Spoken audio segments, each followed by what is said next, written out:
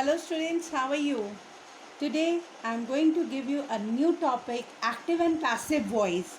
This is my video for class 9, 10th, 11th and 12th क्योंकि हमारा काफ़ी grammar portion जो है रह गया है।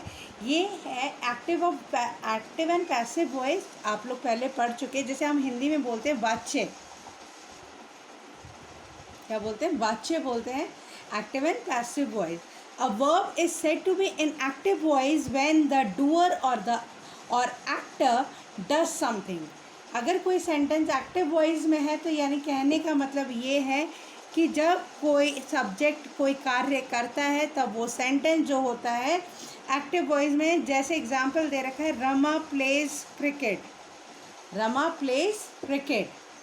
When the subject of a sentence is acted upon verb is passive. Rama is loved by his parents. Rama अपने parents के द्वारा स्नेह की जाती है। Here are few more example, आप लोग देख सकते हो। तो जो चीज़ मैं अंडरलाइन कर रही हूँ प्लीज़ उनको as an introduction of active and passive voice ज़रूर कीजिएगा अपनी नोटबुक्स में। रूल्स, अब हम रूल्स के रिगार्डिंग बात करेंगे कि क्या रूल्स होते हैं, क्या रूल्स होने चाहिए एक्टिव और पैसिव को चेंज करते समय।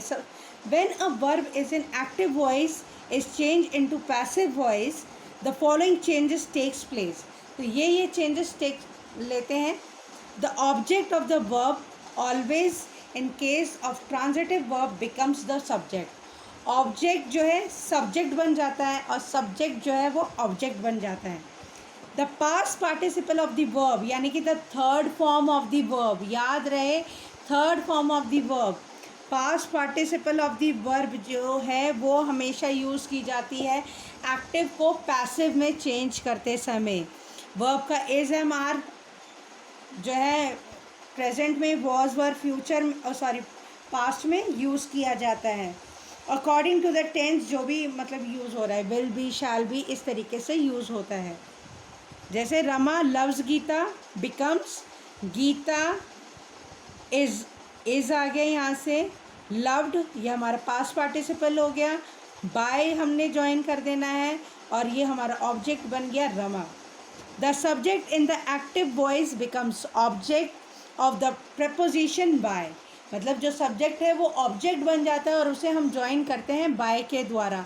प्लीज़ इन रूल्स को ज़रूर लिखिएगा और ज़रूर पढ़िएगा। Sometimes it is not necessary to mention the subject as an object governed by the preposition by. The watch is stolen. The thief was arrested. The passive form is generally preferred when the active form would involve the use of indefinite pronoun or noun. Somebody has stolen my watch, जहाँ पे हम लोग या anybody has seen my watch या they have taken my watch। तो इस तरीके से जब हम यूज़ करते हैं तो यहाँ पे जो होता है हमारा एक्चुअली में जो है हमारा जो पैसिव फॉर्म ही यूज़ किया जाता है, तब हम लोग उसे चेंज नहीं करते हैं। My watch was stolen. Now the changes of the verb, हम किस प्रकार से एक्टिव को पैसिव में चेंज करते हैं जो हमें एग्जाम्पल के थ्रू जो है हमें समझा रखा है। ये टेबल दे रखी है। प्रेजेंट इंडेफिनिट में जैसे एक्टिव में होता है रमा रीड्स अ बुक, ये हो जाता है a book is read by Rama. Object subject बन गया, यहाँ पे इसके द्वारा हमने ज्वाइन किया, रीड का रेड हो गया, प्रपोजिशन बाय लगाया और सब्जेक्ट को हमने ऑब्जेक्ट बना दिया। प्रेजेंट कंटिन्यूस में Rama is reading a book is being read by Rama. Present perfect में Rama has read a book has been read by Rama. Present perfect continuous में कोई चेंज नहीं होता है, इसमें कोई पैसिव फॉर्म नहीं होता है। Past indefinite Rama read a book was read by Rama. Past continuous में Rama was reading a book was being read by Rama. Past perfect में हैड आ जाता है, जैसे Rama had read a book had been read by Rama. Past perfect continuous में कोई change नहीं होता है। तो ये यहाँ पे हमारे 4 टेंसेस हैं जहाँ पे चेंज नहीं होता है। एक प्रेजेंट परफेक्ट कंटिन्यूस में, एक पास्ट परफेक्ट कंटिन्यूस में, फ्यूचर कंटिन्यूस में, फ्यूचर परफेक्ट कंटिन्यूस में। ये 4 टेंसेस में हम लोग पैसिव फॉर्म में चेंज नहीं करते हैं। फ्यूचर इंडेफिनिट में Rama will read a book will be read by Rama. Future continuous में नो चेंज है। Future perfect Rama will have read a book will have been read by Rama. तो ये थे कुछ टेंसेस के according change of the verbs. Please make sure इसे आप copy ज़रूर कीजिएगा। In conjugation of the same verb in assertive and negative sentences, negative जो है जैसे डू डज का प्रयोग हो रहा है तो वो इज़ एम आर जो है इसमें चेंज हो जाता है। डज जो है नॉर्मली एम या सॉरी इज़ में ही चेंज होता है, और डू जो है जनरली एम या आर में चेंज हो जाता है। और यहाँ पे जो है फिर उसके बाद आप देख सकते हो यहाँ पे टेंसेस के according conjugation of the verb दे रखी है।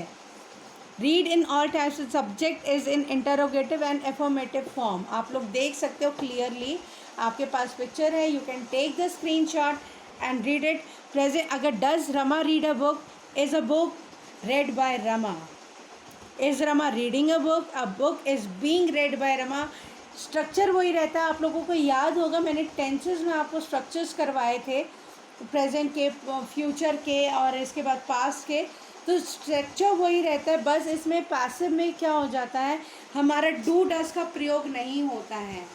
उसकी जगह पे हम अगर इंडेफिनिट है तो is am are was were का यूज़ करते हैं, और उसके साथ अगर कंटिन्यूस में है तो इज़ एम आर का यूज़ तो होता ही है। साथ में हम लोग बीइंग BEING बीइंग का यूज़ करते हैं, ये लिखा हुआ बीइंग, इसका यूज़ करते हैं। और परफेक्ट में चाहे वो प्रेजेंट परफेक्ट है, फ्यूचर परफेक्ट है या पास्ट परफेक्ट है, हम लोग बीइंग का यूज़ करते हैं। It is been written over here. बाकी चेंजेस जो होते हैं वही 4 टेंसेस में जो मैंने ऊपर बताए थे वहाँ पे नहीं होते हैं चेंजेस, बाकी सब में चेंजेस होते हैं नॉर्मली। यहाँ पे जो है फिर आपको फ्यूचर के दे रखे कि will Rama read a book, will a book be read by Rama. Future continuous will Rama be reading a book, no change क्योंकि फ्यूचर कंटिन्यूस में हमारा कोई चेंज नहीं होता है। Future perfect will Rama have read a book, will a book be have been read by Rama. फिर ये हो गई हमारी कॉन्जुगेशन ऑफ द वर्ब। जब हम एक टेंस से उसे दूसरे टेंस में चेंज करते हैं उसे बोलते हैं conjugation. There are only 4 forms of verb, 2 in active voice and 2 in passive voice. Read a book, don't read a book. Let a book be read by you, let a book not be read by you. तो ये होता है thus in conjugating a transitive verb in all the 12 tenses, all the 3 sorts of sentences, assertive, negative, interrogative, सभी चीज़ में जो है total मिला के 84 टाइप्स हो जाते हैं। Now I am going to give you the exercise. Pick out the verbs and indicate the voice. हमें जो है वर्ब फाइंड आउट करके और उसको जैसे the student disobeyed their teacher, the students disobeyed their teacher. Disobeyed यहाँ पे जो है हमारी एक्टिव वॉइस है क्योंकि ये पास्ट इंडेफिनिट में है। He gave me a story book, यहाँ पे गेव जो है हमारा अगेन एक्टिव वॉइस में। वी चेज्ड द बर्ड्स, ये अगेन एक्टिव में है। My new shirt was dirtied by him, ये पैसिव में आ गया। लव्ड अगेन पैसिव में आ गया। 6, 7, 8, 9, 10 आप लोग खुद करेंगे with your self.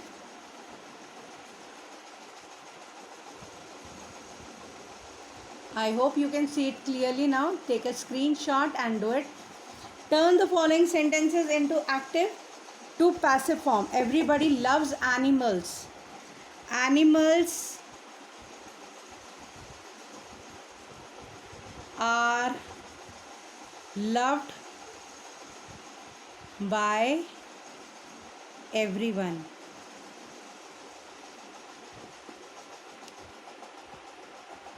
Animals are loved by everyone. यहाँ पे है the teacher corrects our exercise. Our exercises, थोड़ा सा बड़ा बड़ा लिख रही हूँ sorry, is corrected by the teacher. I hope आप लोगों को समझ में आ गया होगा। मैंने आपको 2 एग्जाम्पल करके दिखा दिए। 3, 4, 5, 6 आप लोग खुद करेंगे। You can take a screenshot of it और फिर अपनी एक्सरसाइज। अभी हमारे पास प्रेजेंट कंटिन्यूस सेंसेस है। इसमें Meera is cooking the dinner. The dinner पहले हमने ऑब्जेक्ट ही लिखना है। The dinner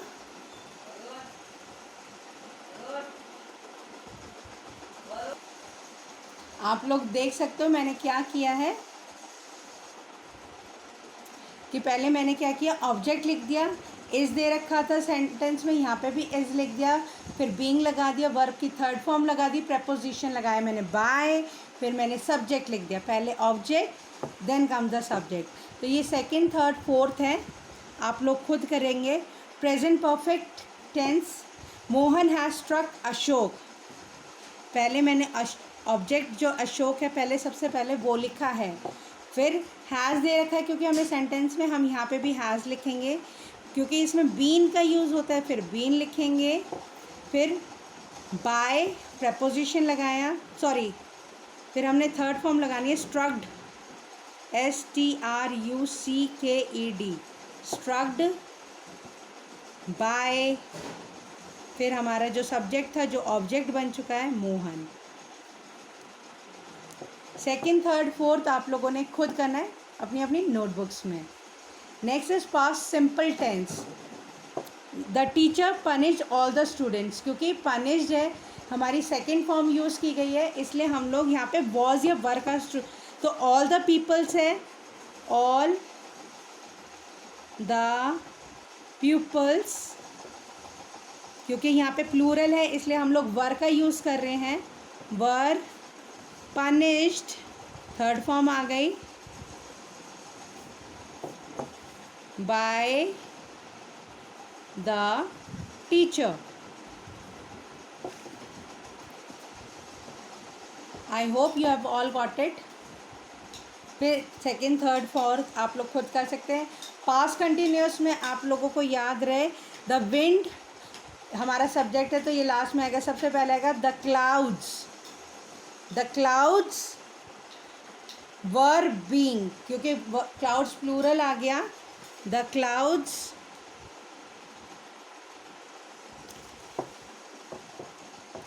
were being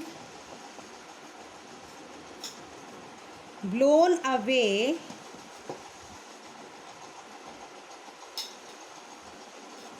by the winds। ये हमारा इसका पैसिव फॉर्म हो गया। तो ये हमारे सेकंड, थर्ड, फोर्थ आप लोगों ने खुद ने करने हैं। Past perfect, the noise had frightened the horse. अब हम सबसे पहले ऑब्जेक्ट लेंगे, the horse had been frightened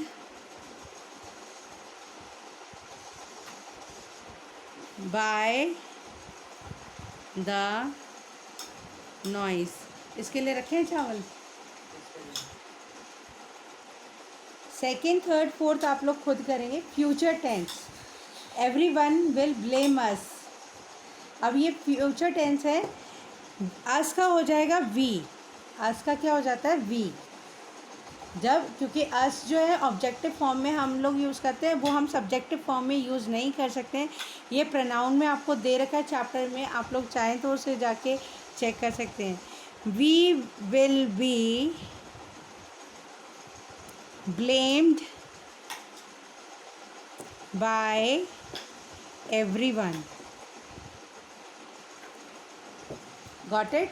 इसका आप लोग स्क्रीनशॉट ले लीजिएगा प्लीज़ कि आप सेकंड, थर्ड, फोर्थ आप लोग खुद करेंगे। ठीक है, क्लियर है पिक्चर। एक एक एग्जाम्पल मैंने हर एक्सरसाइज में से करके दिखाया। I hope you have all got it. You have taken the screenshot of every question. मैं बारी बारी करके एक बारी सारे दिखा रही हूँ फिर से सेंटेंसेस। प्लीज़ इनका स्क्रीनशॉट लेके जो है अपनी अपनी नोटबुक्स में ज़रूर कीजिएगा और बहुत अच्छे से कीजिएगा। इंट्रोडक्शन ज़रूर कीजिएगा। I am telling you please ये एक्सरसाइज वर्क जो है ये आपके आगे पेपर में काम आने वाली है. 9th 10th 11th 12th. I am warning you again and again, your final terms are coming near. Please get serious about your studies. Till then, stay home, stay safe. Bye for now.